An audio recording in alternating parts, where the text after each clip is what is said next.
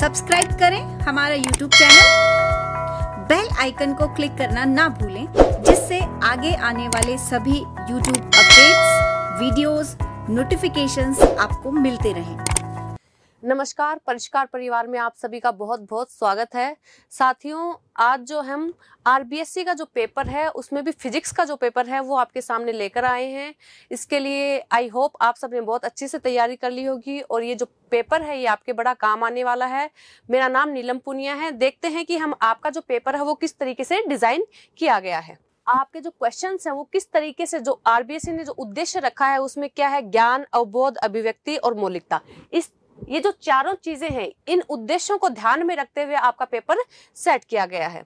इसमें आपके वस्तुनिष्ठ प्रश्न है, अधिलघुरात्मक प्रश्न है, लघुरात्मक प्रश्न है और बड़े क्वेश्चन है और सबसे बड़े क्वेश्चन यानी कि निबंधात्मक क्वेश्चंस है। सबसे वस्तुनिष्ठ क्वेश्चन जो है वो 9 है, अति लघुरात्मक जो क्वेश्चन है वो 4 + 8 है, लघुत्तरात्मक जो क्वेश्चन है वो 12 है, दीर्घ उत्तरीय जो क्वेश्चन है वो 3 है और जो सबसे बड़े क्वेश्चन है वो 2 है और उसमें आपके पास में ऑप्शन मिलेगा, यानी 2 क्वेश्चन करने हैं, क्वेश्चन आपके पास में 4 रहेंगे। आपके पास में जो आपके जो चैप्टर्स हैं वो इस तरीके से हैं कि जो विद्युत आवेश तथा क्षेत्र, उसके अंक, भार और वहां का जो सामने जो है वो प्रतिशत दिया हुआ है। इसी तरीके से स्थिर विद्युत विभव तथा धारिता है, विद्युत धारा है, गतिमान आवेश तथा चुंबकत्व है, चुंबकत्व एवं द्रव्य है, विद्युत चुंबकीय प्रेरण, इसी प्रकार से चलते हुए परमाणु, नाभिक, अर्धचालक, इलेक्ट्रॉनिकी पदार्थ, युक्तियां तथा सरल परिपथ। इसमें जो चैप्टर 14 है और जो चैप्टर आपका 19 है ये सबसे ज्यादा अंक भार का है। इसी प्रकार से जो चैप्टर है उसमें छोटे क्वेश्चन कौन से हैं, बड़े क्वेश्चन कैसे आएंगे, उस चैप्टर का जो है ये ब्लूप्रिंट आपके सामने दिया हुआ है। यहाँ पे देखिए, जैसे विद्युत आवेश तथा क्षेत्र, इसमें शॉर्ट क्वेश्चन आएगा, वेरी शॉर्ट आएगा और यहाँ पे दीर्घ उत्तर आएगा। इस तरीके से इसका योग जो बनता है वो 4 बनता है। ऐसे ही आपके जो सारे के सारे जो चैप्टर्स हैं उनका जो योग है वो किस तरीके से, यानी शॉर्ट, वस्तुनिष्ठ कैसे आएंगे, लघुरात्मक कैसे आएंगे, सबसे बड़े क्वेश्चन जो हैं वो कौन से चैप्टर में से आएंगे, ये आपके सामने ब्लूप्रिंट दिया हुआ है। आपके जो जनरल इंस्ट्रक्शंस हैं उसमें सबसे पहला जो इंस्ट्रक्शन है वो आप अपना जो रोल नंबर है वो अवश्य रूप से लिखें अपने प्रश्न पत्र पर। दूसरा, सभी प्रश्न जो हैं वो अनिवार्य हैं और प्रत्येक प्रश्न का उत्तर दी गई उत्तर पुस्तिका में ही लिखना है। जिन प्रश्नों में आंतरिक खंड है, यानी कि एक ही क्वेश्चन को 2-3 में डिवाइड किया गया है, उनके सभी के आंसर आप एक ही साथ लिखें। ऐसा ना करें कि एक का आपने फोर्थ जो क्वेश्चन है उसमें मान लीजिए कि 2 टाइप दिए गए हैं, तो आप ऐसा ना करें, फोर्थ का जो है एक यहाँ पे लिख दिया और एक दूसरी जगह पे लिख दिया। प्रश्न पत्र के हिंदी व अंग्रेजी रूपांतरण में किसी प्रकार की अगर त्रुटि होती है तो आपको जो या विरोधाभास होता है तो हिंदी भाषा के प्रश्न को ही माने। चलिए, हमारे जो मल्टीपल चॉइस क्वेश्चन है या वस्तुनिष्ठ जो प्रश्न है वो इस प्रकार है। पहला सवाल है कि निर्वात की विद्युतशीलता का मात्रक, यानी आपसे क्या पूछा गया है, मात्रक पूछा गया है किसका, निर्वात की। तो इसका उत्तर आएगा C⁻², N-1, M-2। Second question है कि यदि प्रोटॉनों की 2 किरणावली एक दूसरे के समांतर एक ही दिशा में जा रही हो तो वो क्या करेंगी, एक दूसरे को प्रतिकर्षित करेंगी। थर्ड क्वेश्चन है, ये क्या है, आपके ऑब्जेक्टिव हैं, वस्तुनिष्ठ है, यानी आपके पास में सवाल होगा और 4 उत्तर होंगे और आपको टिक करना है। चित्र में प्रदर्शित कार्बन प्रतिरोध का मान ओम में होगा। ये आपके पास में एक तरीके से इस तरीके से डायग्राम दिया हुआ है, ठीक है, और इसमें आपको कार्बन प्रतिरोध की वैल्यू बतानी है। तो कार्बन की प्रतिरोध की वैल्यू होगी 420 ± 5%। भंवर धाराओं का उपयोग होता है कि भंवर धाराओं का जो प्रयोग है वो किस में होता है, प्रेरण भट्टी में बिल्कुल होता है, विद्युत चुंबकीय ब्रेकों में बिल्कुल होता है, स्पीडोमीटर में बिल्कुल, यानी कि अगर एक से ज्यादा है तो ऑब्वियसली आंसर जो आएगा वो क्या आएगा, उपयुक्त सभी में। तो जो उत्तर आ रहा है वो क्या आएगा, उपयुक्त सभी में। नेक्स्ट जो सवाल है वो है कि प्रेरित विद्युत वाहक बल का परिमाण चुंबकीय फ्लक्स में समय के साथ होने वाली परिवर्तन की दर के बराबर होता है, यह नियम किसने दिया। ये जो नियम है कि प्रेरित विद्युत वाहक बल का परिमाण जो है वो चुंबकीय फ्लक्स में समय के साथ होने वाले परिवर्तन की दर के बराबर होता है, ये किसने दिया, लेंज ने, एम्पियर ने, फेराडे ने या हेनरी ने। तो जो नियम है वो किसने दिया, फेराडे के द्वारा ये नियम दिया गया है। नेक्स्ट है कि एमकेएस पद्धति। एमकेएस में यहाँ एम क्या है मीटर में, के क्या है केजी में, एस क्या है सेकंड में। पद्धति में गोले चालक की धारिता क्या होगी, तो एमकेएस पद्धति में गोले चालक की जो धारिता है वो क्या होती है, 4πε0 r। ये देखिए नेक्स्ट जो क्वेश्चन है, दो विभिन्न नाभिकों की द्रव्यमान संख्याएं आपके पास में है, क्या है? 3 और 81। तो उनकी त्रिज्याओं का अनुपात जो है वो आपको बताना है। आपका क्वेश्चन में क्या गिवन है? द्रव्यमान गिवन है और आपको फाइंड आउट क्या करना है? त्रिज्या फाइंड आउट करनी है। तो इसका जो उत्तर होगा वो क्या होगा? 1:3, क्योंकि अनुपात में पूछा हुआ है। नेक्स्ट जो सवाल है, किसी नए जर्मेनियम में एंटीमनी का परमाणु मिलाने पर क्या बनेगा? अतिचालक, कुचालक, एन प्रकार का अर्धचालक, पी प्रकार का अर्धचालक। अब यहाँ पे समझ में आ रहा है कि आपको जर्मेनियम है उसके अंदर एंटीमनी मिला रहे हैं। जर्मेनियम में क्या मिला रहे हैं? एंटीमनी। तो क्या बनेगा? एन टाइप का जो है अर्धचालक, यानी कि एन टाइप की सेमीकंडक्टर आपके पास में बनेगा अगर जर्मेनियम में अपन एंटीमनी मिलाते हैं तो। निम्न में से सार्वत्रिक गेट यानी कि यूनिवर्सल गेट क्या है? एंड, और, नोर, नोट। अब यहाँ पे कई बार क्वेश्चन में क्या है कि देखिए, एंड, और नोट तो जो है वो एक जैसे लग रहे हैं, लेकिन जो नोर होता है, नोर किससे है? नोट प्लस और से मिलकर बना है। तो ये क्या है? आपका यूनिवर्सल सार्वत्रिक गेट है। अब है जो नेक्स्ट जो क्वेश्चन आएंगे वो आपके अति लघुत्रात्मक जो सवाल आएंगे, वो 4 सवाल आएंगे एक एक नंबर के। पहला सवाल है, कैसे आएंगे? समांतर पट संधारित्र की धारिता का मान निर्वात में कितना है? C0 है। प्लेटों के मध्य के पैरावैद्युतांक वाला पदार्थ पूर्णतः भरने पर धारिता का नया मान डैश क्या होगा? आपको जो नया मान है वो बताना है। तो नया मान क्या होगा? KC0। देखिए इसी का सेकंड पार्ट है कि ताप बढ़ाने पर श्रांतिकाल तथा डैश दोनों बढ़ जाते हैं। श्रांतिकाल तो बढ़ता ही बढ़ता है, इसके अलावा क्या चीज है जो बढ़ जाती है? क्या है? अपवहन वेग। क्या है? अपवहन वेग जो है वो बढ़ जाता है। इसी में जो थर्ड पार्ट है इसका कि लेंज का जो नियम है वो डैश किस संरक्षण नियम का पालन करता है? जो लेंज का जो नियम है जो हम पढ़ते हैं उसमें क्या चीज जो है वो संरक्षित रहती है? कार्य, ऊर्जा, वेग, संवेग, क्या चीज संरक्षित रहती है? ये क्वेश्चन पूछा गया है। तो क्या रहता है? ऊर्जा, एनर्जी जो है वो लेंज के नियम में जो है वो संरक्षित रहती है। नेक्स्ट है कि निश्चित उत्क्रम वोल्टता के बाद उत्क्रम धारा में अचानक वृद्धि के प्रभाव को डैश क्या कहते हैं? निश्चित उत्क्रम वोल्टता के बाद उत्क्रम धारा में अचानक जो वृद्धि हो जाती है उसके प्रभाव, वो जो प्रभाव है उसको क्या बोलते हैं? उसको जेनर प्रभाव बोलते हैं। देखिए जेनर प्रभाव। अब जो है अति लघुत्रात्मक, ये भी बहुत छोटे हैं। पिछले वाले क्या थे आपके? डैश वाले थे। उससे पहले आपके क्या थे? ऑब्जेक्टिव थे, यानी कि उसमें ऑप्शन था। अब ये ऐसे कैसे क्वेश्चन है? 8 हैं और एक एक नंबर के। विभवमापी की सहायता से दो प्राथमिक सेलों के विद्युत वाहक बलों की तुलना के लिए परिपथ चित्र बनाना है। आपको क्या बनाना है? डायग्राम बनाना है। किसकी सहायता से? विभवमापी की सहायता से दो प्राथमिक सेलों के विद्युत वाहक बलों की तुलना के लिए परिपथ। अब जो डायग्राम है वो देखिए कैसे बनेगा। ए और बी क्या है? तार है। यहाँ पे गैल्वेनोमीटर लगा दिया, E1 और E2 लगा दिया आपने। एक कुंजी यहाँ लगेगी, एक यहाँ लगेगी और ये बैटरी लग गई। इसमें कौन से? देखिए ए भी क्या है? विभव मापी का तार है। E1 और E2 आपके क्या है? प्राथमिक सेल के विद्युत वाहक बल। G क्या है? गैल्वेनोमीटर, धारा मापी। और L1 और L2 क्या है? आपकी लंबाइयां। प्राथमिक सेल E1 व E2 के लिए संतुलित लंबाइयां। तो ये देखिए इस तरीके से जो डायग्राम है वो E1 और E2, देखिए इसके और इसके लिए इस तरीके से डायग्राम बनेगा। नेक्स्ट है, एक चालक तार में धारा प्रवाह करने पर उसमें कितना आवेश होता है? एक चालक तार है, उसमें अगर आप धारा प्रवाह करने पर उसमें कितना आवेश होता है, आवेश जो है वो पूछ रहे हैं। तो आवेश जो है उसमें 0 होगा। उसके पीछे कारण क्या है कि जितना आवेश चालक में प्रवेश करता है उतना ही आवेश चालक से बाहर निकल जाता है। इसलिए आवेश क्या होगा? जितना प्रवेश करेगा उतना ही निकल जाएगा, तो 0। नेक्स्ट क्वेश्चन है कि निम्न चित्र में दो कुंडली, एक कुंडली है AB वाला दिया हुआ है, वह CD, ये क्या है? CD के बीच एक छड़ चुंबक जो NS है, ये NS है छड़ चुंबक को तीर की दिशा में चलाने पर, यानी कि अगर इधर चला रहे हैं आप इसको, किस कुंडली में प्रेरित धारा बाईं ओर से देखने पर वामावर्त होगी? आपके पास में क्या है? एक तो यहाँ पे AB इस तरीके से रखा हुआ है और एक क्या है? CD यहाँ पे है। अब आपने जो चुंबक है वो यहाँ पे रखी हुई है और चुंबक को आप कैसे चला रहे हो? इधर। और देखना कहाँ से है? बाईं ओर से देखना है। कहाँ से देखना है? बाईं ओर से देखना है। तो ये पूछ रहा है कि कौन से में, इस वाले में, इस कुंडली में या इस कुंडली में जो है वो वामावर्त होगी। चलिए दोनों का ही देख लेते हैं कि अगर इसमें अगर देखते हैं तो यहाँ पे देखिए क्या जा रहा है, इससे कुंडली से क्या जा रही है? चुंबक दूर जा रही है। दूर जा रही है, यानी कि कैसे बनेगा, इस तरीके से, या इसको इस तरीके से बनता है। तो ये क्या है, अगर S बनता है तो दक्षिणावर्त, और इस वाले में क्या है, इधर क्या आ रही है, पास आ रही है कुंडली के, तो वो क्या बनेगा, वामावर्त, यानी कि इस कुंडली में जो है वो वामावर्त बनेगा। कहां से देखने पर, बाईं ओर से देखने पर।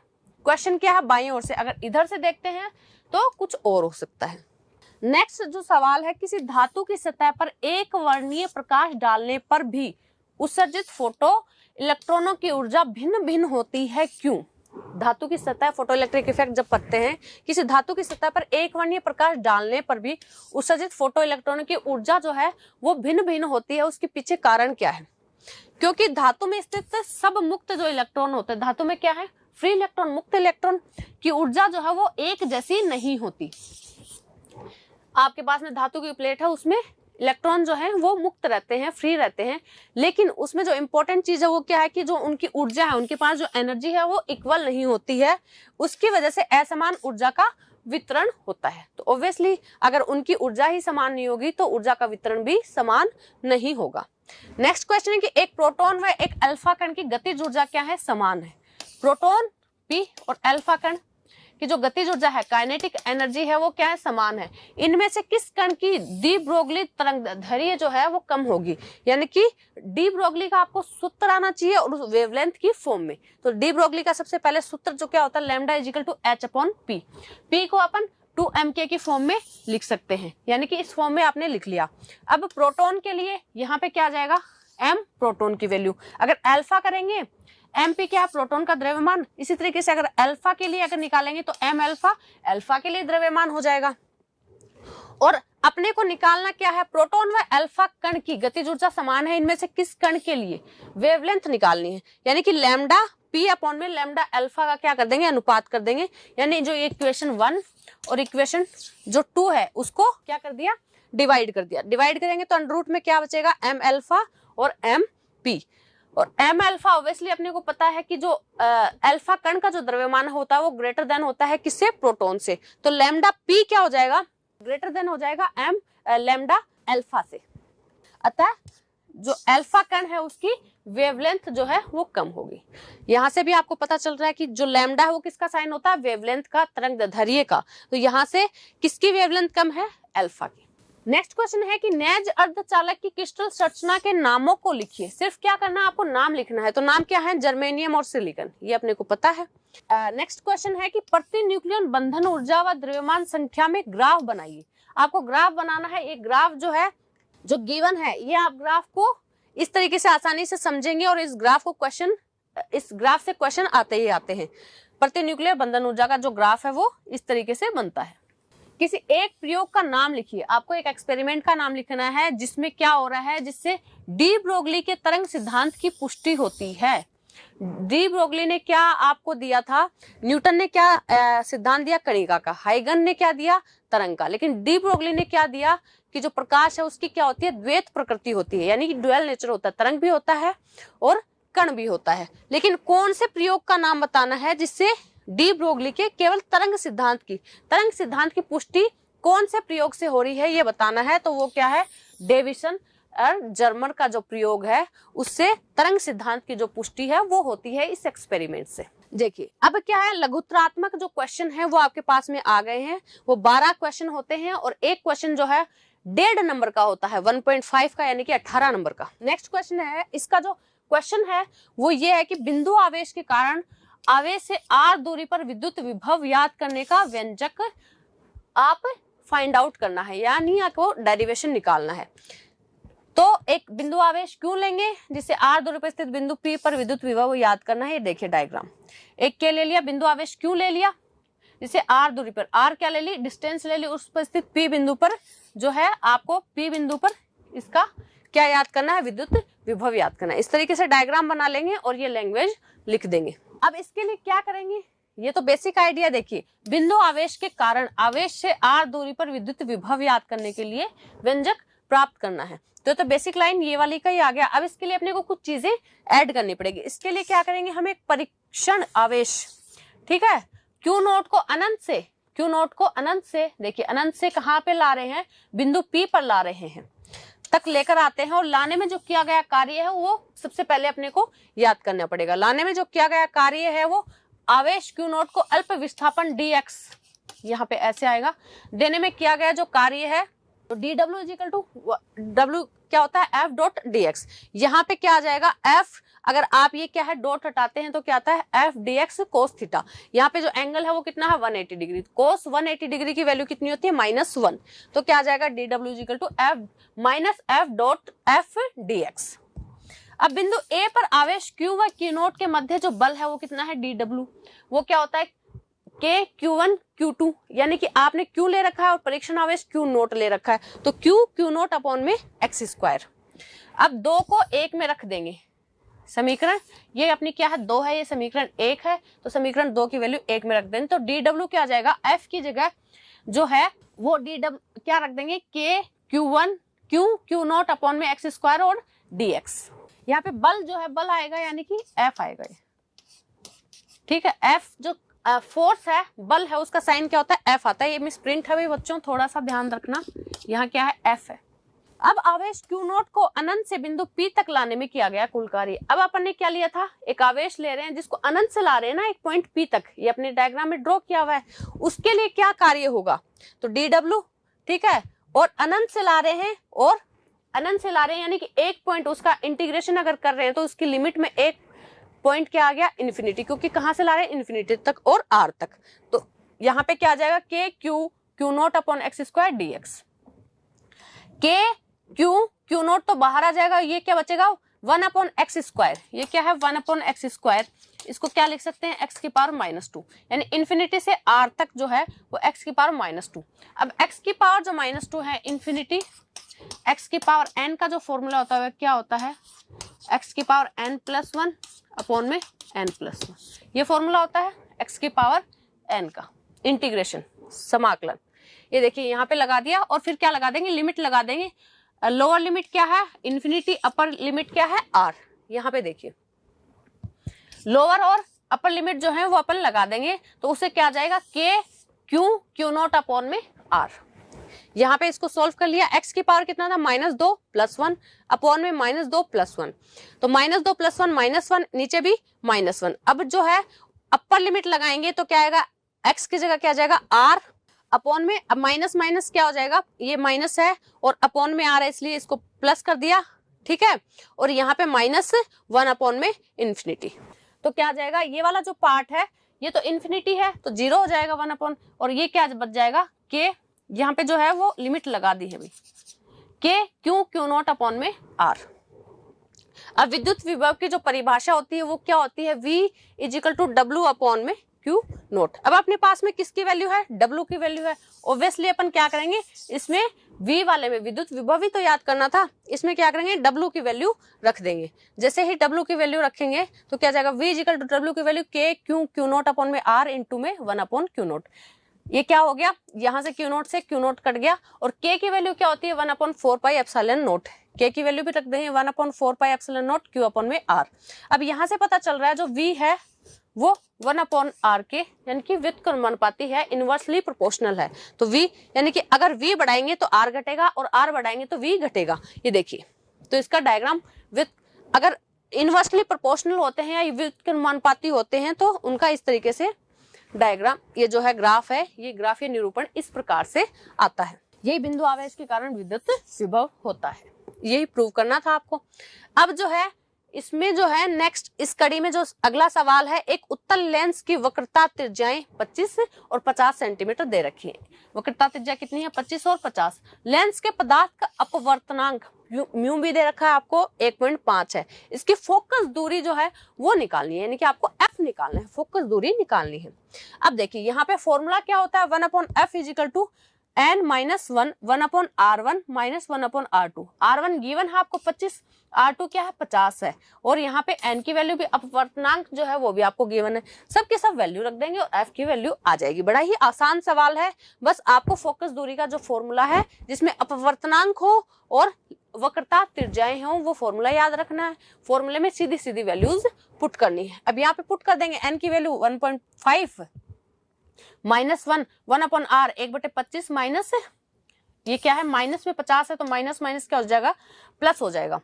अब इसको सॉल्व कर लेंगे, 0.5 2 + 1 यानी कि 1.5 अपन में 50, इसका अगर सॉल्व करते हैं तो क्या आता है, और ये क्या है 1/f है, तो f करेंगे तो जस्ट रिवर्स हो जाएगा, यानी कि 50 ऊपर चला जाएगा, 1.5 यानी कि 33.33 सेंटीमीटर जो है वो f की क्या आ गई, वैल्यू आ गई। फोकस दूरी आपकी कितनी आ गई, ये आ गई। इसको सॉल्व किया तो फोकस दूरी ये आ गई। इसी कड़ी में जो अगला सवाल है आपके लिए वो ये है कि सेल की टर्मिनल वोल्टा V व विद्युत वाहक बल एप्सिलॉन में दो अंतर लिखने हैं आपको। किस किस में, सेल की टर्मिनल वोल्टा V और विद्युत वाहक बल में दो डिफरेंस बताने हैं आपको, वो देखना है। चलिए उसको देखते हैं अभी। ये देखिए, ये इधर क्या लिखा हुआ है, सेल का विद्युत वाहक बल, इधर क्या है, सेल की टर्मिनल वोल्टा। इसमें पहला क्या है कि एकांक आवेश को पूरे परिपथ में प्रवाहित करने में किया गया कार्य सेल का विद्युत वाहक बल होता है। और सेल की टर्मिनल वोल्टा क्या होती है कि एकांक आवेश को सेल के बाह्य परिपथ में एक टर्मिनल से दूसरे टर्मिनल तक ले जाने में जो किया गया कार्य है वो सेल की टर्मिनल वोल्टा कहलाता है। दोनों के लिए क्या है, आवेश जो है वो एकांक ही लिया जाता है। इसका मान सेल में किसका, विद्युत वाहक बल का, इसका मान सेल में प्रयुक्त प्लेटों तथा विद्युत अपघटय की प्रकृति पर निर्भर करता है। और इसका टर्मिनल विभवांतर प्लेटों तथा विद्युत अपघटय की प्रकृति पर निर्भर नहीं करता है। ये देखिए, इनमें दोनों में क्या आ गए, आपके पास में दो डिफरेंस आ गए। ये क्या है, अपघटय पर और प्लेटों की जो प्रकृति है उसके ऊपर निर्भर करता है, और टर्मिनल वोल्टा जो है वो इस पर निर्भर नहीं करती है। इसी कड़ी में देखिए एक फिर से न्यूमेरिकल है, 20 सेंटीमीटर वक्रता त्रिज्या वाले अवतल दर्पण के सामने इसके ध्रुव से 50 जो सेंटीमीटर दूरी पर रखी वस्तु के प्रतिबिंब की स्थिति और प्रकृति बतानी है कि वस्तु की जो स्थिति है वो कितनी है और उसकी प्रकृति है वो कैसी होगी। चलिए देखते हैं अवतल दर्पण की। क्वेश्चन में क्या है, अवतल दर्पण है। क्वेश्चन को थोड़ा सा आप क्या करेंगे, ध्यान से पढ़ेंगे। कई बार हम क्वेश्चन को ध्यान से नहीं पढ़ते हैं तो अवतल उत्तल में कंफ्यूजन हो जाता है। अब सवाल को बहुत अच्छे से देखेंगे। अवतल दर्पण है और वक्रता त्रिज्या कितनी है, 20 सेंटीमीटर, और ध्रुव से 15 सेंटीमीटर की दूरी पर रखी वस्तु के प्रतिबिंब की स्थिति बतानी है। देखिए आर क्या है आपके पास में, गिवन क्या क्या है, 20 सेंटीमीटर।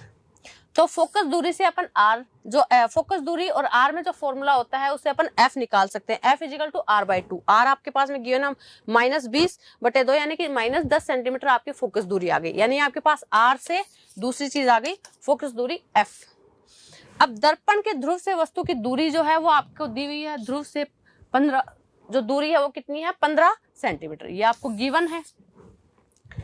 अब अतः दर्पण के सूत्र से, अब अपने को पता है कि दर्पण का जो सूत्र है वो क्या होता है, 1/f is equal to 1/v + 1/u। अब अपने पास में f है, u है, उससे अपन v निकाल सकते हैं। तो क्या करेंगे, अपने को v निकालना है तो 1/v और इसको उधर लेके चले जाएंगे। इसको अगर उधर लेके जाते हैं 1/v को तो 1/f माइनस ये वाला क्या हो जाएगा, माइनस का। अब इसमें वैल्यूज पुट कर देंगे।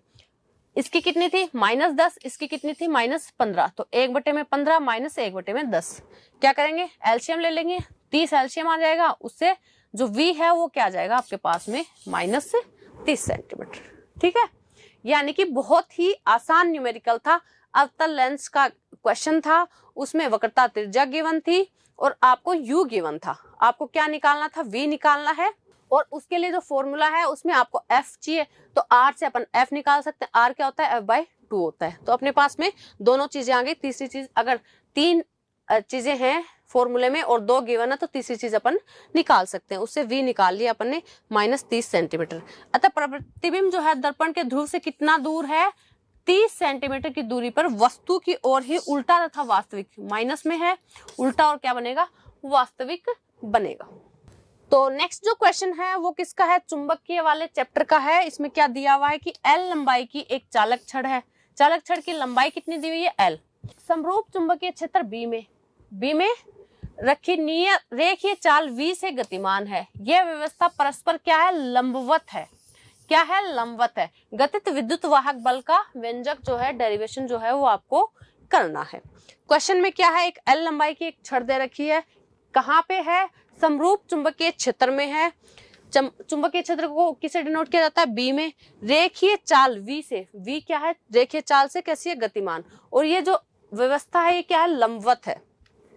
निकालना क्या है, गतिक विद्युत वाहक बल का जो व्यंजक है वो अपने को फाइंड आउट करना है, निकालना है। अब क्या करेंगे, एक L लंबाई की चालक छड़ क्या है, PQ है। L लंबाई की एक चालक छड़ ले लेंगे PQ, जो चुंबकीय क्षेत्र B के लंबवत V वेग से क्या है, गतिमान है, क्योंकि इसने डिनोट किया हुआ है पहले से ही क्या है, लंबवत है। अब ये देखिए यहाँ पे PQ है और V वेग से गतिमान है। ये क्या है, PQ है और इसकी लंबाई कितनी है, L है, और यहाँ V वेग से गतिमान है। चुंबकीय क्षेत्र B कागज के तल के लंबवत बाहर की ओर है। बाहर की ओर होता है तो उसको क्रॉस कर देते हैं, और अंदर की ओर होता है तो उसका डॉट साइन होता है। ठीक है, ये क्या है, कागज के तल से बाहर की ओर है। चालक छड़ पर लगने वाला लोरेंज बल क्या होता है, F is equal to Q V cross B. ये देखिए F जो है Lorentz force, F is equal to Q V cross B. यह बल चाल में उपस्थित मुक्त इलेक्ट्रॉनों पर लगता है। अब जो नेक्स्ट क्वेश्चन है वो नाभिक जो न्यूक्लियन बंधन ऊर्जा है उसका क्वेश्चन है। क्वेश्चन देख लेते हैं। उस नाभिक का नाम बताइए जिसके लिए प्रति न्यूक्लियन बंधन ऊर्जा जो है वो सर्वाधिक होती है। यानी कि प्रति न्यूक्लियन बंधन ऊर्जा जो है वो सर्वाधिक किसकी होती है। हमें नाम तो मोरलेस पता होता है लेकिन उसका कारण नहीं पता होता है। किसी भी नाभिक की कुल बंधन ऊर्जा उपस्थित न्यूक्लियनों की संख्या पर निर्भर करती है तथा प्रति न्यूक्लियन बंधन ऊर्जा का मान डेल ई अपॉन ए नाभिक के स्थायित्व या स्टेबिलिटी को प्रदर्शित करता है। आयरन यानी कि Fe, ठीक है, कि प्रति न्यूक्लियन बंधन ऊर्जा कितनी होती है। तो प्रति न्यूक्लियन बंधन ऊर्जा का जो फॉर्मूला होता है वो क्या होता है, B is equal to del E upon A. ये A जो है इसके लिए 56 और जो E है 492.8, यानी कि कैसे आती है 8.8 मेगा इलेक्ट्रॉन वोल्ट।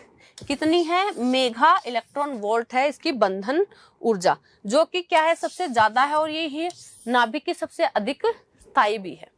यानी कि आयरन के लिए जो है वो सबसे ज्यादा होती है प्रति न्यूक्लियन बंधन ऊर्जा। कितनी है, 8.8 मेगा इलेक्ट्रॉन वोल्ट। अब इसी कड़ी में जो अगला सवाल है अपना, पूर्ण आंतरिक परावर्तन को, ऑप्टिक्स का फिर से क्वेश्चन है, पूर्ण आंतरिक परावर्तन को परिभाषित कीजिए। क्या बताना है, आंतरिक परावर्तन वो भी कैसा, पूर्ण। इस पर आधारित किन्हीं दो घटनाओं के नाम भी लिखना है, सिर्फ आपको नाम लिखना है, उसको घटनाओं को एक्सप्लेन नहीं करना है।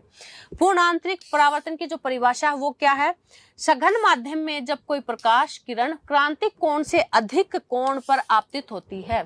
सघन माध्यम में कोई किरण है वो क्रांतिक कोण से अधिक पर क्या होती है, आपतित होती है, इंसिडेंट होती है, तो विरल माध्यम में न जाकर, सघन से विरल में जानी चाहिए लेकिन विरल माध्यम में न जाकर उसी माध्यम में क्या करती है, लौट जाती है। उसी माध्यम में सघन से वापस सघन में ही लौट जाती है। तो प्रकाश की इस घटना को क्या कहते हैं, पूर्ण आंतरिक परावर्तन। परावर्तन बेसिकली क्या होता है, रिफ्लेक्शन जो है वो आपतित होती है किसी पृष्ठ पर और क्या हो जाती है, फिर परावर्तित हो जाती है। पूर्ण आंतरिक परावर्तन के लिए सघन से वो क्या जाती है, विरल में नहीं जाती, सघन से वापस उसी माध्यम में क्या हो जाती है, पूर्ण रूप से लौट जाती है। तो वो क्या है, पूर्ण आंतरिक परावर्तन है। इसके जो पूर्ण आंतरिक परावर्तन पर आधारित दो जो घटनाएं हैं, मृग मरीचिका और सेकंड है हीरे का चमकना। ये जो दोनों एग्जाम्पल हैं किसके हैं, पूर्ण आंतरिक परावर्तन के, यानी कि टोटल इंटरनल रिफ्लेक्शन के एग्जाम्पल मृग मरीचिका, और जो हीरा जो चमकता है उसकी जो चमक है उसका जो ये जो एग्जाम्पल है वो किसका है, पूर्ण आंतरिक परावर्तन का। अब देखिए जो नेक्स्ट है वो एक न्यूमेरिकल है अपने सामने कि 0.03 सेंटीमीटर त्रिज्या के गोलीय पृष्ठ के केंद्र पर 7.6 माइक्रो कूलाम। भाई जो न्यूमेरिकल जो आते हैं उसमें आप लोग क्या करेंगे कि ये जो किस चीज में, यूनिट में, कौन सी में दिया गया है वो ध्यान देंगे उसका, और उसको यूनिट को, सब यूनिट को एक ही उसके अंदर कन्वर्ट करेंगे। अब इसमें क्या है, माइक्रो कूलाम में है तो उसको कूलाम में कन्वर्ट करेंगे। गोलीय पृष्ठ से संबंध विद्युत फ्लक्स का मान याद कीजिए। पृष्ठ की त्रिज्या दुगुनी करने पर फ्लक्स के मान में क्या परिवर्तन होगा ये बताना है। विद्युत जो फ्लक्स है उसका फॉर्मूला क्या था, phi is equal to Q upon epsilon. Epsilon की वैल्यू आपको याद रखनी चाहिए, 8.85 इंटू 10 की पावर माइनस क्या है 12। क्यों क्या है आपको गिवन है 7.6। अब मैंने आपको बोला था इसको किस में कन्वर्ट करेंगे, कूलाम में अगर कन्वर्ट करना है, यानी माइक्रो जो है वो यानी कि 10 की पावर -3। मिली क्या होता है 10 की पावर -3, माइक्रो 10 की पावर -6। मिली, माइक्रो, नैनो, फेम्टो, ये जो सीक्वेंस है इसको आप नैनो के लिए जो है 10 की पावर -9। अब इसको अगर डिवाइड करते हैं 8.6 इंटू 10⁵ वोल्ट इंटू में मीटर आ जाएगा। गोलीय पृष्ठ की त्रिज्या दुगुनी करने पर, अब क्या पृष्ठ की त्रिज्या क्या करना है, दुगुनी करने पर परिबद्ध आवेश की मात्रा पूर्ववत ही रहती है, निर्गत फ्लक्स क्या रहता है, चेंज नहीं होता है। तो जो अपने पास में जो है 8.6 इंटू 10⁴ वोल्ट इंटू मीटर ही रहेगा, यानी कि वो चेंज नहीं होता है। इसकी वजह से जो आया है फाई विद्युत flux 8.6 into 10⁵ volt into metre, वही आपका जो है आंसर रहेगा। अगर आप पृष्ठ की त्रिज्या अगर डबल कर दें, ट्रिपल कर दें, कितना भी कर दें। गोलीय दर्पण की फोकस दूरी f व वक्रता त्रिज्या r में जो है वो संबंध स्थापित कीजिए। डेरिवेशन है किसका, ऑप्टिक्स वाले चैप्टर का। गोलीय दर्पण की फोकस दूरी f और वक्रता त्रिज्या r में आपको जो रिलेशन है उसको फाइंड आउट करना है, उसका जो है डेरिवेशन जो है वो आपको करना है। कैसे करेंगे, सबसे पहले तो डायग्राम बनाएंगे। डायग्राम में ये क्या है, मुख्य अक्ष है, ये क्या है, किरण आ रही है, ये आपके पास में क्या है, गोलीय दर्पण है MP। और जैसे ही देखिए यहाँ पे एक गोलीय दर्पण है, मुख्य अक्ष के समांतर जो है प्रकाश किरण आ रही है, पॉइंट M से वो क्या हो जाती है, टकराकर फोकस बिंदु से, फोकस बिंदु यहाँ से गुजरती है। बिंदु M से मुख्य अक्ष पर डाला गया लंब लगभग बिंदु P पर मिलता है। अब ये क्या करेगा, बिंदु P पर मिलेगा। यहाँ पे आपको दिखाई दे रहा है C, M, F और P, ठीक है। ये जो एंगल है, ये जो आपतित किरण है, ये बिंदु M से और यहाँ पे आती है F से होकर गुजरती है। तो ये जो एंगल है ये थीटा, ये जो एंगल है ये थीटा, तो ये वाला जो एंगल है वो कितना हो जाएगा, 2 थीटा, ठीक है। ये बेसिक डायग्राम जो है ये हमने बना लिया है, किसके लिए, गोलीय दर्पण के लिए। मुख्य अक्ष के समांतर अपन ने क्या ले ली, एक किरण ले ली जो कि किससे गुजर रही है, F से गुजर रही है। अब देखिए इस डायग्राम में जो है CMP, CM और P, कौन सा एंगल लिया गया है, CM और P, ये वाला एंगल लिया है। इस एंगल में tan थीटा क्या होता है, MP अपॉन में CP। तो अगर थीटा अगर बहुत छोटा होता है, थीटा अगर बहुत अल्प है यानी बहुत स्मॉल है, तो tan theta tends to theta ही रहता है। अब यहाँ पे tan थीटा था तो उसको theta is equal to MP upon में CP। इसी तरीके से क्या हो जाएगा, दूसरे जो इसमें डायग्राम है MFP, यहाँ पे देखिए M, F और P, अब क्या ले लेंगे, ये वाला ले लेंगे। इसका एंगल कितना है, 2 थीटा, इसका एंगल कितना था, थीटा, ठीक है। tan 2 थीटा क्या हो जाएगा, यानी tan थीटा जो है वो क्या होता है, लंब अपॉन में आधार, यानी कि MP अपॉन में CP। 2 थीटा भी अगर बहुत छोटा होता है तो टेंस टू 2 थीटा। अब यहाँ पे सिर्फ tan 2 थीटा की जगह 2 थीटा MP अपॉन में CP, ये इक्वेशन क्या हो जाएगी, 2। अब इक्वेशन 1 को समीकरण 2 में रख देंगे तो क्या हो जाएगा, 2 इंटू में यहाँ पे देखिए थीटा की जो वैल्यू है पीछे वाले इक्वेशन 1 से MP अपॉन में CP, और ये क्या है, MP अपॉन में FP। तो FP क्या हो जाएगा, CP बाय 2।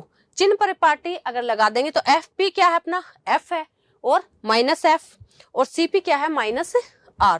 तो इससे क्या आ जाएगा, F माइनस माइनस कट जाएंगे, F is equal to R by 2।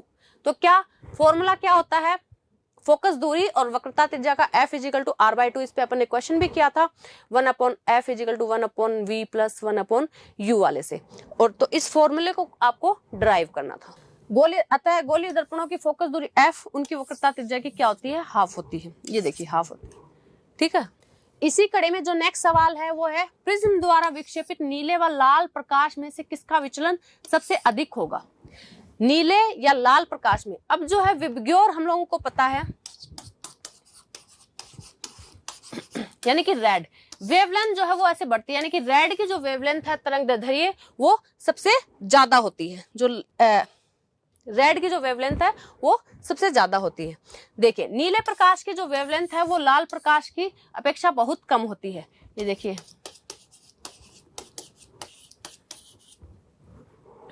ये ब्लू जो है वो यहाँ पे है और रेड, यानी कि रेड की सबसे ज्यादा और ब्लू तो यही है। अतः माध्यम में नीले प्रकाश की चाल लाल प्रकाश की अपेक्षा सबसे कम होती है, चूंकि किसी पदार्थ का अपवर्तनांक जो है का मान प्रकाश की उस पदार्थ में चाल के व्युत्क्रमानुपाती होता है। यानी अगर चाल बढ़ती है, प्रकाश में अपवर्तनांक का मान अगर बढ़ता है, ज्यादा है तो चाल कम होगी, अगर चाल कम है तो अपवर्तनांक ज्यादा होगा। अतः कांच का अपवर्तनांक नीले प्रकाश के लिए लाल प्रकाश की अपेक्षा अधिक होगा। ठीक है। यानी ये अपने को वेवलेंथ जो है तरंग दैर्ध्य वो विबग्योर वाले से याद रखना है, उसे अपवर्तनांक और जो चाल है वो एक दूसरे के व्युत्क्रमानुपाती है, ये याद रखना है। इस कॉन्सेप्ट से आपका जो क्वेश्चन है वो हो जाएगा। ये जो है नाभिकीय रिएक्टर में मंदक, शीतलक व नियंत्रक छड़ों का कार्य लिखिए कि नाभिकीय जो रिएक्टर है उसमें मंदक का क्या कार्य है, शीतलक का क्या कार्य है और नियंत्रक छड़ों का क्या कार्य, ये लिखना है। अब मंदक का जो कार्य है, नाभिकीय भट्टी में विखंडन की घटना को में उत्पन्न न्यूट्रॉनों की ऊर्जा अत्यधिक होती है ऑब्वियसली, जिन्हें U-238 द्वारा अवशोषित कर लिया जाता है। इन तीव्रगामी न्यूट्रॉनों का वेग कम करने के लिए किसका उपयोग किया जाता है? मंदक। नाम से समझ में आ रहा है कि कुछ स्लो होगा, यानी कि वो क्या करेगा, जो न्यूट्रॉन होंगे उनका जो वेग है उसको क्या कर देगा, कम कर देगा। शीतलक यानी कि कुछ ठंडा करेगा। नाभिकीय विखंडन की अभिक्रिया में अत्यधिक मात्रा में ऊर्जा का उत्सर्जन होता है, जिसे शीतलक की सहायता से क्या किया जाता है, विद्युत ऊर्जा में बदला जाता है। नियंत्रक छड़ें यानी कि नियंत्रित करेंगे। नाभिकीय भट्टी में विखंडन की क्रिया को नियंत्रित करने का कार्य नियंत्रक छड़ों के द्वारा, और वो नियंत्रक छड़ें किसकी बनी होती है, कैडमियम की बनी होती है। तो देखते हैं हमारा जो अगला क्वेश्चन है कि एक उत्तल लेंस जिसकी फोकस दूरी f क्या है, गिवन है 40 सेंटीमीटर, व अवतल लेंस कौन सा है, अवतल, की फोकस दूरी 25 सेंटीमीटर है। बच्चों ये जो आप लोगों को लग रहा होगा ऑप्टिक्स वाला जो चैप्टर है वो आपका सबसे ज्यादा मार्क्स का है, और एक इलेक्ट्रॉनिक्स वाला अर्धचालक वाला जो है वो भी सबसे ज्यादा मार्क्स का है। इसीलिए जो क्वेश्चन है वो छोटे में भी आएंगे, बड़े में भी आएंगे, और सबसे बड़े में भी जो है इन चैप्टर्स के जो क्वेश्चन है वो आएंगे। और मैंने आपको ब्लूप्रिंट दिखाया था कि कौन से चैप्टर से कैसे कैसे क्वेश्चन आते हैं, मतलब सबसे वस्तुनिष्ठ वाले कौन से में से आते हैं, बड़े वाले कौन से में से आते हैं। तो उस चीज का आप बहुत ध्यान दें, उसी अकॉर्डिंग जो है आप अपनी पढ़ाई को करें, क्योंकि कई बार क्या होता है कि इस चैप्टर में से जैसे ऑप्टिक्स वाला है उसमें छोटे में भी आ रहे हैं, बड़े में भी, तो आपको सारे टाइप के क्वेश्चन करने पड़ेंगे। उसी तरीके से जो फर्स्ट चैप्टर है आपका उसमें से शॉर्ट क्वेश्चन आ रहा है यानी वस्तुनिष्ठ वाला, तो आपको उसी अकॉर्डिंग वस्तुनिष्ठ की भी तैयारी करनी पड़ेगी। तो एक बार आप उस ब्लूप्रिंट के अकॉर्डिंग अपनी तैयारी को करें, और आई होप आप उसी तरीके से कर रहे होंगे, क्योंकि एग्जाम जो है बहुत नजदीक आ गए हैं। तो अपन इस क्वेश्चन को जो है वो देख लेते हैं कि एक दूसरे के संपर्क में है ये, तो संयुक्त शक्ति क्या होगी, यानी कि उत्तल लेंस की फोकस दूरी है और अवतल लेंस की फोकस दूरी दे रखी है। उत्तल और अवतल दोनों की फोकस दूरी दी हुई है और एक दूसरे के संपर्क में है, तो संयुक्त शक्ति क्या होगी। इसका कैसे है, जब दो पतले लेंसों को संपर्क में रखते हैं तो 1/f इजिकल टू क्या हो जाएगा, 1/f1 प्लस 1/f2। अपने को पास में f1 और f2 की क्या है, f1 40 centimetre, f2 -25 centimetre given है। तो यानी कि 1/40 माइनस 1/25, इसको सोल्व करेंगे तो -3/200। तो f क्या हो जाएगा, 200/3। इसको सोल्व करेंगे तो -2/3। अब यहाँ पे ये कितना है, सेंटीमीटर, इसको मीटर में कन्वर्ट कर दिया, यानी कि 1 मीटर में 100 सेंटीमीटर, तो ये क्या जाएगा -2/3। तो शक्ति क्या होती है, 1/f डायप्टर, तो -3/2 डायप्टर। निकालना क्या था, शक्ति। ठीक है। अब जो पार्ट आपका नेक्स्ट पार्ट है वो कैसा है, दीर्घ उत्तरात्मक, यानी कि इसमें 3 सवाल हैं और एक सवाल 3 नंबर का है, यानी कि 9 नंबर का। इसका जो क्वेश्चन है, बायो-सावर्ट नियम की सहायता से धारावाही वृत्ताकार पाश की एक्स पर चुंबकीय क्षेत्र का व्यंजक प्राप्त कीजिए। आवश्यक डायग्राम भी बनाना है। डायग्राम ये देखिए, एक कुंडली बना ली ए बी, इसके पॉइंट पी पे आपको क्या करना है, चुंबकीय क्षेत्र का व्यंजक याद करना है। यहाँ पे आपने इसमें x दूरी क्या है, x ले ली यहाँ पे। ठीक है। a की त्रिज्या क्या है, a है। a त्रिज्या का धारावाहिक वर्ताकार कुंडली है जिसमें से I धारा प्रवाहित हो रही है। एक धारावाहिक वर्ताकार कुंडली है, इसमें से I धारा प्रवाहित हो रही है। धारा कैसी प्रवाहित हो रही है, I। ठीक है। और इसकी त्रिज्या कितनी है, यानी कि a क्या है, त्रिज्या है, जिसमें से I धारा प्रवाहित हो रही है। कुंडली के केंद्र से x दूरी पर, कुंडली का केंद्र क्या है, O, इससे x दूरी पर, ये देखिए x डिस्टेंस पर बिंदु P जो है वो स्थित है। ये बिंदु P स्थित है जिस पर चुंबकीय क्षेत्र की तीव्रता जो है वो आपको याद करनी है। ये बेसिक डायग्राम है, इसमें अपन देखते जाएंगे और कैसे कैसे यूज में। इसके लिए हम क्या लेंगे, कुंडली के बिंदु A व B पर समान लंबाई के अल्फांश क्या लेते हैं, DL ले लेते हैं। बायो-सावर्ट के नियम से अल्फांश A के कारण बिंदु P पर चुंबकीय क्षेत्र कितना होता है, dB = μ0/4πI dl sin theta होता है और इनमें एंगल कितना 90 डिग्री का, ए स्क्वायर प्लस एक्स स्क्वायर। तो इसको सोल्व कर लेंगे। साइन जो 90 डिग्री की वैल्यू होती है वो 1 होती है, तो mu naught I D L 4 pi A square plus X square. इसी प्रकार अल्फांस एन के कारण बिंदु पी पर चुंबकीय क्षेत्र जो है वो क्या आएगा, डी बी डैश आ जाएगा, और ये भी क्या आ जाएगा, mu naught upon R 4 pi I D L sine 90 A square plus X square, mu naught I D L 4 pi A square plus X square. Equation 1 और 2 आ गई। इक्वेशन और 1 2 को क्या कर देंगे, बराबर कर देंगे, यानी इसको और इसको आपको क्या करना है, बराबर करना है। अब उपरोक्त से स्पष्ट है कि डीबी व डीबी डैश परिणाम से समान व दिशा में क्या है, डिफरेंट है। इसे घटकों में विभाजित किया जाता है। निरक्षीय घटक क्या हो जाते हैं, कोस थीटा वाला आ जाता है, वो क्या है, परिणाम में तो समान व एक दूसरे की विपरीत दिशा में होने के कारण एक दूसरे को क्या कर देते हैं, निरस्त कर देते हैं। जबकि अक्षीय वाले क्या है, डीबी साइन थीटा और डीबी डैश साइन थीटा परिणाम से समान वह एक ही दिशा में होने के कारण क्या हो जाएंगे, जुड़ जाते हैं, तथा परिणामी चुंबकीय क्षेत्र की दिशा अक्षीय दिशा में होगी। निरक्षीय वाले तो क्या हो जाएंगे, कैंसिल हो जाएंगे, और अक्षीय वाले क्या हो जाएंगे, ऐड हो जाएंगे। दो अल्फांसों के कारण चुंबकीय क्षेत्र dB sine five plus dB dash sine five, यानी कि 2 डीबी साइन फाइव। एक अल्फांस के कारण चुंबकीय क्षेत्र dB equal to dB sine five. DB mu naught I D L 4 pi A square plus X square sine five, mu naught I D L 4 pi A square plus X square, A upon में A square plus under root में X square. Sine five diagram से theta is equal to A upon A square plus X square का under root. संपूर्ण वर्ताकार कुंडली के कारण कुल जो चुंबकीय क्षेत्र है वो क्या आ जाएगा, डीबी क्या लगा देंगे, लिमिट 0 से 2 पाई ए, और ये क्या हो जाएगा, यूं का यूं आ जाएगा, यानी कि लिमिट लगानी है, लिमिट म्यू नॉट आई ए, और ये वाला जो पार्ट है तो बाहर आ जाएगा, इस पे लगेगा डीएल, यानी कि एल क्या आ जाएगा इसका एल, और लिमिट क्या आ जाएगी 0 से 2 पाई ए, लोअर लिमिट 0 अपर लिमिट 2 पाई ए, एल यानी कि 2 पाई ए माइनस 0, तो ये क्या हो जाएगा 2 पाई ए से मल्टीप्लाई हो जाएगा, और इसको काटापीटी करेंगे तो क्या आ जाएगा, B is equal to mu naught I A square 2 A square plus X square की पावर 3/2। ये क्या आ गया, आपका बी का आंसर आ गया। यदि कुंडली में फेरों की संख्या n हो तो क्या कर देंगे, n से मल्टीप्लाई कर देंगे। ये देखिए म्यू नॉट एन आई ए का स्क्वायर अपॉन में 2 A square plus X square की पावर 3/2। नेक्स्ट क्वेश्चन है कि एक धारामापी को एमीटर में कैसे चेंज करेंगे, आवश्यक प्रतिरोध की गणना की। क्वेश्चन समझ में आया कि धारामापी गैल्वेनोमीटर को एमीटर में चेंज करना है। एमीटर क्या करता है, धारा को मापता है, और उसका प्रतिरोध कितना होता है, 0 होता है। ये चीज हमें पता होनी चाहिए। एमीटर धारा को मापता है, यानी कि धारा को मापने का यंत्र है, और इसका जो प्रतिरोध होता है वो कितना होता है, 0 होता है। अब ये कह रहा है कि धारामापी गैल्वेनोमीटर को एमीटर में चेंज करना है, वो कैसे करेंगे। एमीटर तथा वोल्टमीटर धारामापी के रूपांतरित उपकरण होते हैं। धारामापी की एमीटर व वोल्टमीटर में रूपांतरित किया जा सकता है। एमीटर वह युक्ति होती है जिसकी सहायता से धारा का मापन किया जाता है, और एक आदर्श एमीटर का प्रतिरोध क्या होता है, 0 होता है। ठीक है, यही कारण है कि उसे प्रतिरोध में क्या करते हैं, श्रेणी क्रम में संयोजित किया जाता है, जिससे वह धारा का मापन अधिकतम व शुद्धतम, श्रेणी क्रम में करेंगे तो ज्यादा जितनी भी धारा आएगी उसको मापने का काम है ना वो कर सकेगा अधिकतम, यानी कि पूरी की पूरी धारा को माप ले। धारामापी को एमीटर में रूपांतरित करने के लिए धारामापी के समांतर क्रम में अल्प प्रतिरोध की कुंडली को संयोजित कर दिया जाता है, जिसे क्या कहते हैं, शंट कहते हैं। परिणाम स्वरूप परिपथ का परिणामी प्रतिरोध घट जाता है और धारा का मापन उच्चतम रूप से किया जाता है। जी के सिरों पर वोल्टता बराबर एस के सिरों पर वोल्टता। ये देखिए डायग्राम है, ये यहाँ पे क्या आ रही है, आई, तो इधर क्या चली गई, आई जी, आई में से आई जी को माइनस कर देंगे। ये देखिए आई जी इंटू में जी, यहाँ पे क्या है, गैल्वेनोमीटर लगा हुआ है, यहाँ पे क्या लगा हुआ है, शंट लगा हुआ है, is equal to I minus I G. इधर धारा कितनी है, आई माइनस में आई जी और एस, तो एस क्या आ गया, आई जी अपॉन में आई माइनस आई जी इंटू में जी। तो एमीटर का प्रतिरोध क्या आ जाएगा, 1/R is equal to 1/G plus 1/S। Next question है कि प्रकाश विद्युत प्रभाव को परिभाषित कीजिए। अब मैंने आपको पहले बताया था इंस्ट्रक्शन में कि इस क्वेश्चन में देखिए 3 पार्ट है। क्वेश्चन में क्या है, 3 पार्ट है। पहला प्रकाश विद्युत प्रभाव, दूसरा एक समान तीव्रता व भिन्न भिन्न आवृत्तियों के 2 आपतित विकिरणों से प्राप्त प्रकाश विद्युत धाराओं का संग्राही पट्टिका विभव के साथ ग्राफ।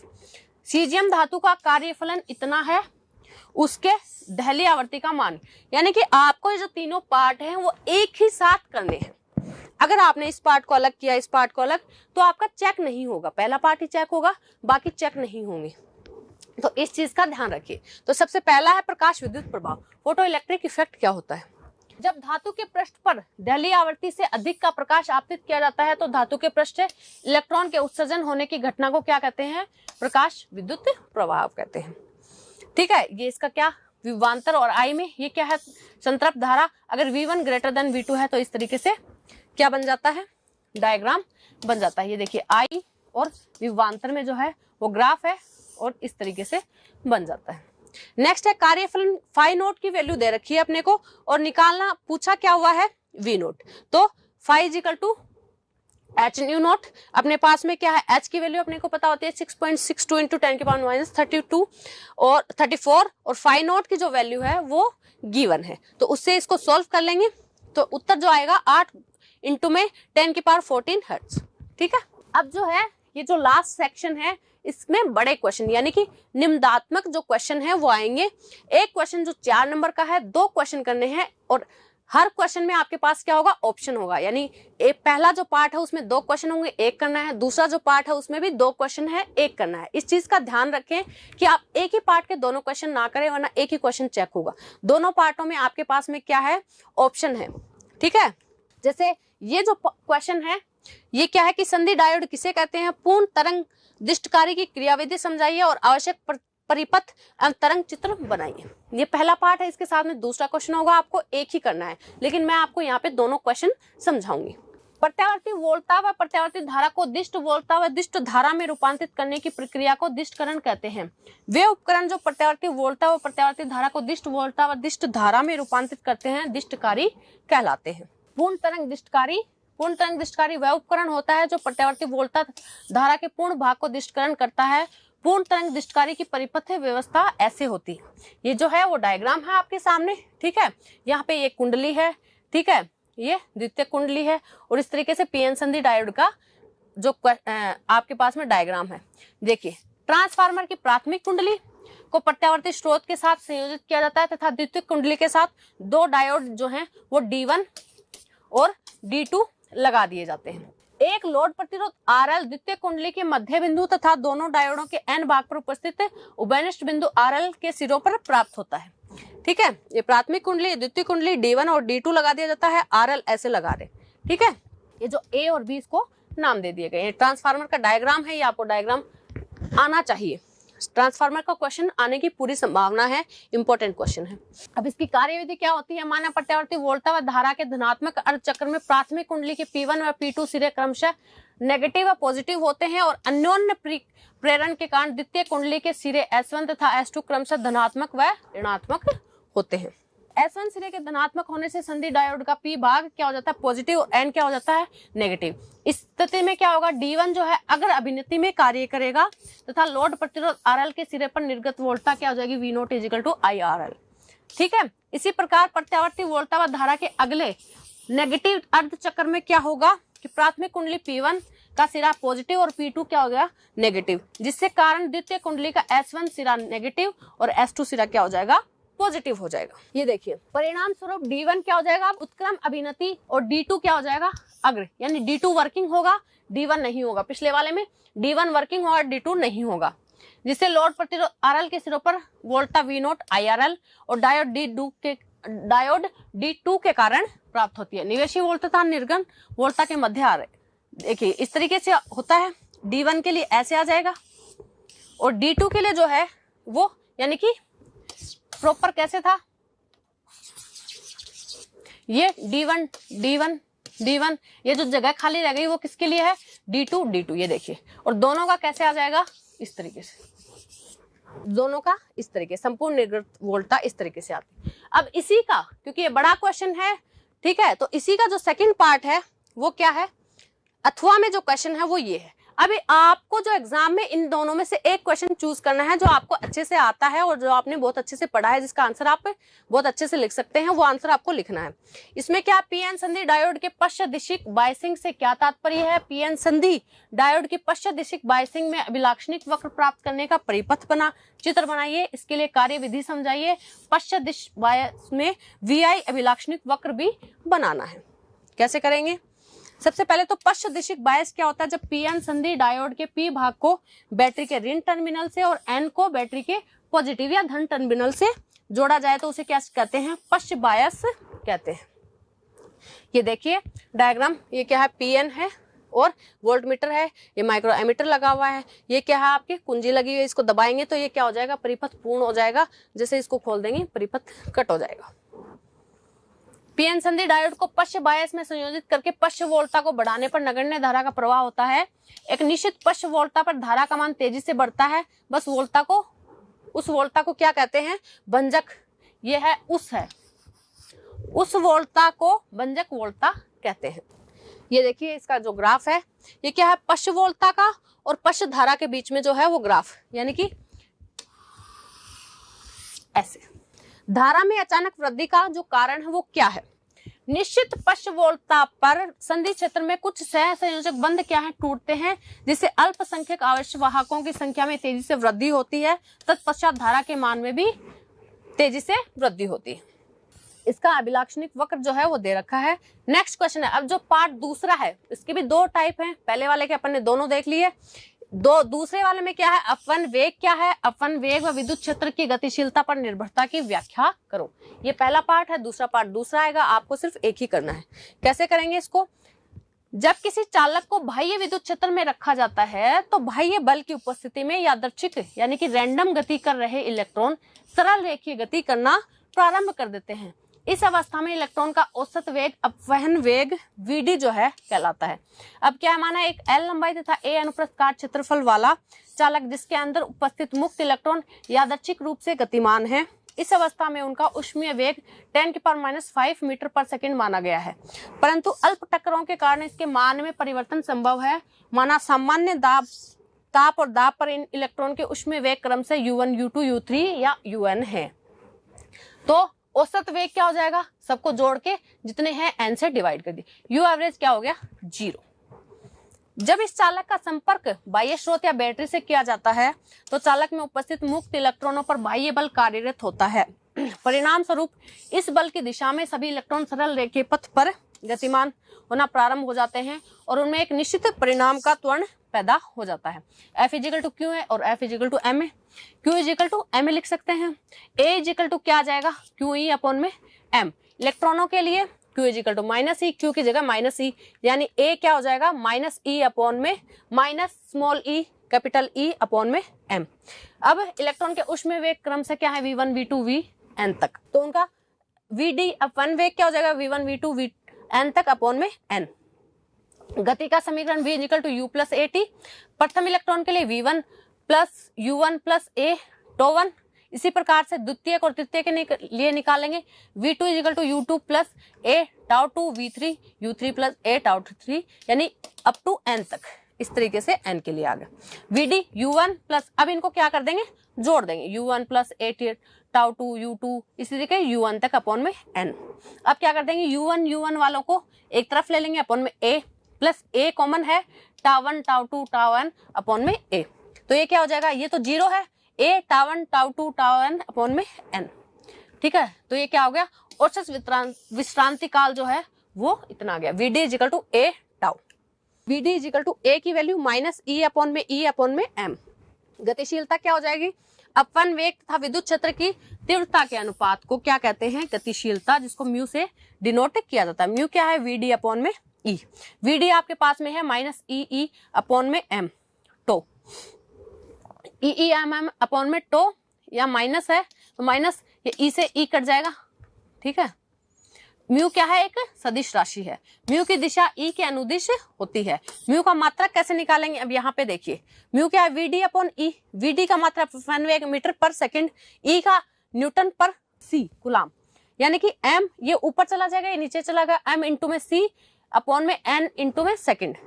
m का क्या होता है L1, C का क्या होता है A1 T1, n का M1 L1 T-2, सेकंड का T1। इसको अगर सॉल्व करते हैं तो m-1 L-1 T2 A1। अब इसका अथवा का जो क्वेश्चन है वो इस प्रकार है कि विद्युत द्विध्रुव को परिभाषित कीजिए। क्या करना है, विद्युत द्विध्रुव क्या होता है उसको परिभाषित करना है, और विद्युत द्विध्रुव के कारण उसके विषुवतीय तल पर स्थित किसी बिंदु पर परिणामी विद्युत क्षेत्र की तीव्रता का व्यंजक प्राप्त कीजिए। आवश्यक डायग्राम भी बनाना है। सबसे पहले विद्युत द्विध्रुव क्या होता है, ऐसा निकाय जिसमें दो समान परिमाण व विपरीत प्रकृति वाले आवेश अल्प दूरी पर उपस्थित होते हैं उसको क्या कहते हैं? विद्युत द्विध्रुव कहते हैं। विद्युत द्विध्रुव के विषुवतीय तल पर विद्युत क्षेत्र निकालना है आपको। माना एक विद्युत द्विध्रुव है जिसके केंद्र O से निरक्ष पर r दूरी पर बिंदु P स्थित है, जिस पर हमें विद्युत क्षेत्र की तीव्रता याद करनी है। देखिए ये क्या है? बिंदु O है, इसके बिंदु P पर आपको जो है वो याद करनी है। अब A और B ले लिया, यहां से आपको जो है बेसिक डायग्राम, ये यहाँ पे प्लस क्यू ले लिया, यहाँ पे माइनस क्यू, ये क्या बन गया आपका? विद्युत द्विध्रुव। इसके पॉइंट, किसी पॉइंट P पर आपको क्या करना है?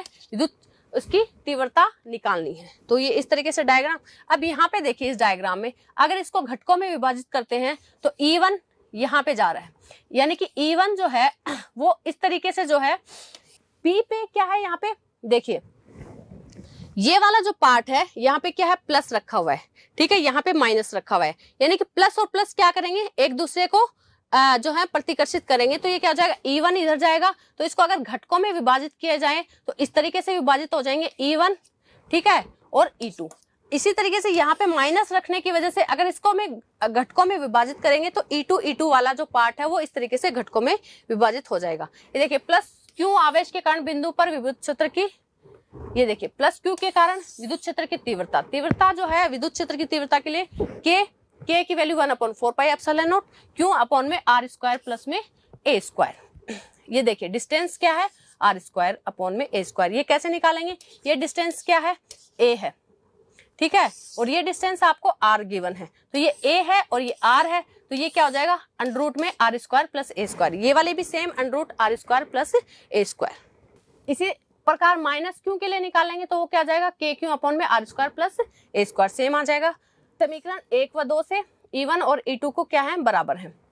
उपरोक्त से स्पष्ट है कि E1 E2 का परिमाण समान है जबकि दिशाएं भिन्न भिन्न अतः घटकों में विभाजित कर दिया। ये देखिए घटकों में इस तरीके से साइन वाला इस तरीके से हो गया, कोस वाला, यानी कि ये तो क्या हो जाएंगे? निरस्त हो जाएंगे और ये क्या हो जाएंगे? ऐड हो जाएंगे, ठीक है।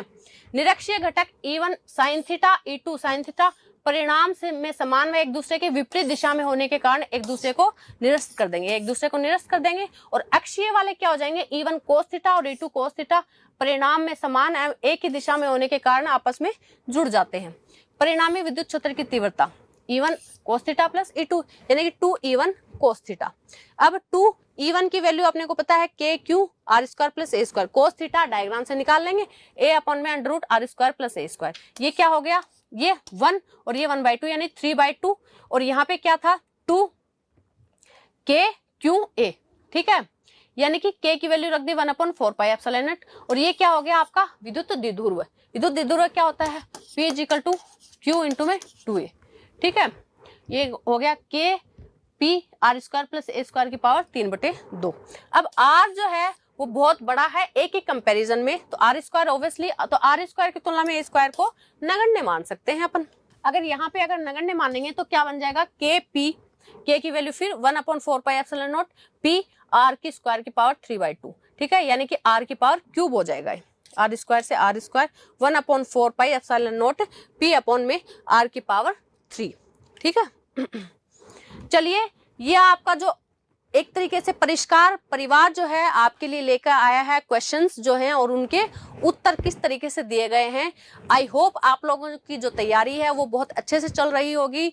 हमारी तरफ से, परिष्कार परिवार की तरफ से आपको very very all the best and best of luck. अच्छे से अपना पेपर कीजिए, बिल्कुल घबराना नहीं है पेपर में, और पेपर को बहुत ध्यान पूर्वक पढ़ना है, शांति से। भगवान से अपेक्षा है कि आपके जो मार्क्स हैं वो बहुत अच्छे से आए और आप बहुत प्रगति करें। तब तक के लिए धन्यवाद।